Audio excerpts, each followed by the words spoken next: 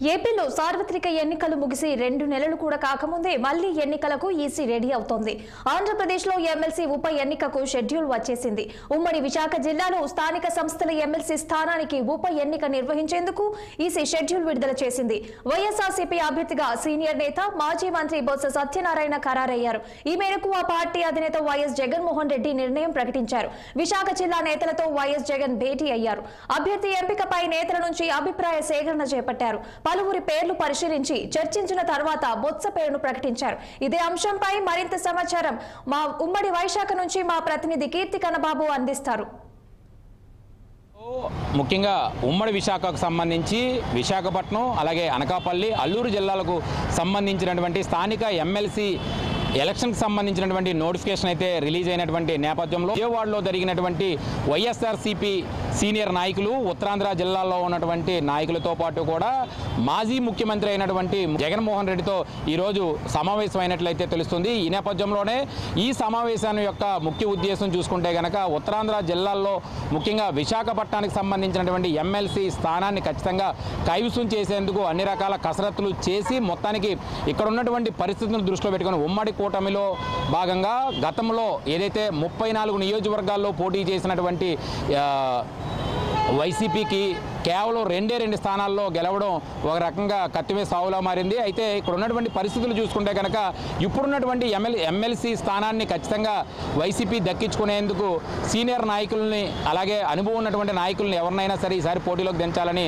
బొత్స సత్యనారాయణ పేరును ఖరారు చేసినట్టు తెలుస్తుంది. అయితే ఉత్తరాంధ్ర జిల్లాల్లో ఉన్నటువంటి అందరి తాలూకా అభిప్రాయాలు తీసుకున్న తర్వాతే బొత్స సత్యనారాయణ పేరుని ఖరారు చేసినట్లుగా తెలుస్తుంది. ఎందుకంటే ఉత్తరాంధ్ర జిల్లాల్లో సీనియర్ నాయకులు అలాగే గతంలో చీపురుపల్లి నుంచి గెలిచి మంత్రిగా ఉత్తరాంధ్ర జిల్లాల్లో మంత్రి పదవులు కూడా చేసినటువంటి వ్యక్తి కాబట్టి అందరితోనే ఒక మంచి పరిచయాలు అలాగే ఉన్నటువంటి పరిస్థితులను రాజకీయ పరిస్థితులన్నీ కూడా అనుభవం ఉన్నటువంటి వ్యక్తి కాబట్టి బొత్స సత్యనారాయణ అయితే ఖచ్చితంగా ఈసారి ఎమ్మెల్సీ స్థానం మనం దక్కించుకునే అవకాశం ఉంటుంది కాబట్టి ఖచ్చితంగా పేరు అయితే ఖరారు చేసినట్టుగా తెలుస్తుంది. అయితే గతంలో ఈ ఎమ్మెల్సీ స్థానాన్ని ఎవరైతే వంశీకృష్ణ యాదవ్ ప్రస్తుతం జనసేన ఎమ్మెల్యేగా ఉన్నటువంటి వంశీకృష్ణ యాదవ్ గతంలో ఎమ్మెల్సీగా ఇక్కడ వైసీపీ నుంచి గెలుపొందినటువంటి పరిస్థితి అయితే ఉంది. అయితే వైసీపీలో కొన్ని అంతర్గత విభేదాలు అలాగే కొన్ని అనివార్య కారణాల నేపథ్యంలో వైసీపీ ఎమ్మెల్సీగా ఆయన తప్పుకొని అక్కడి నుంచి జనసేనలో అయితే చేరడం జరిగింది. జనసేనలోకి చేరినటువంటి వ్యక్తికి జనసేనలో ఉత్తర నియోజకవర్గం నుంచి పోటీ చేసే అవకాశం కూడా దక్కింది. మొత్తానికి ఉత్తర నియోజకవర్గం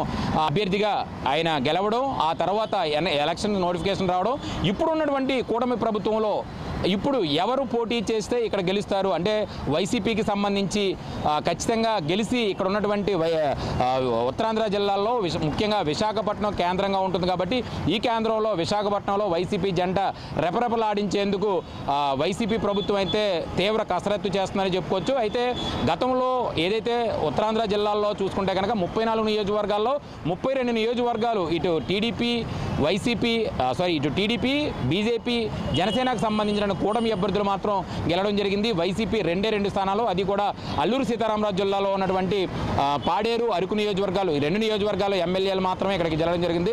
మిగతాదంతా కూడా 32 నియోజకవర్గాలు క్లీన్ షీప్లో కూటమి ప్రభుత్వం వచ్చినటువంటి పరిస్థితి చూసాం. అయితే ఇప్పుడున్నటువంటి ఈ విశాఖ సిటీలో ఉన్నటువంటి ఉమ్మడి విశాఖకు సంబంధించి ఇటు అనకాపల్లి అల్లూరు జిల్లా విశాఖపట్నానికి ఖచ్చితంగా స్థానిక ఎమ్మెల్సీ ఎలక్షన్లో వైఎస్ఆర్సీపీ జెండా రెపరెపలు ఎగరవేసేందుకు పూర్తి కసరత్తు చేసి బొత్స సత్యనారాయణ అయితే కనుక ఇక్కడ ఖచ్చితంగా విజయం సాధించే అవకాశం ఉంటుంది కాబట్టి సీనియర్లందరితో చర్చించి ఇక్కడ ఉన్నటువంటి పరిస్థితులను దృష్టిలో పెట్టుకొని బొత్స సత్యనారాయణ పేరును అయితే ఖరారు చేసినట్టయితే తెలుస్తుంది. ఈ నేపథ్యంలోనే ప్రస్తుతం నోటిఫికేషన్ అయితే రిలీజ్ చేశారు. ఈ నెల 13వ తారీఖు వరకు కూడా అభ్యర్థుల నుంచి ఏదైతే దరఖాస్తులు స్వీకరించే అవకాశం కూడా ఉంది. మొత్తానికి ఈ మరొకసారి ఉమ్మడి విశాఖ అంతా కూడా రాజకీయ రంగు పులుముకున్నటువంటి పరిస్థితి అయితే ఉంది.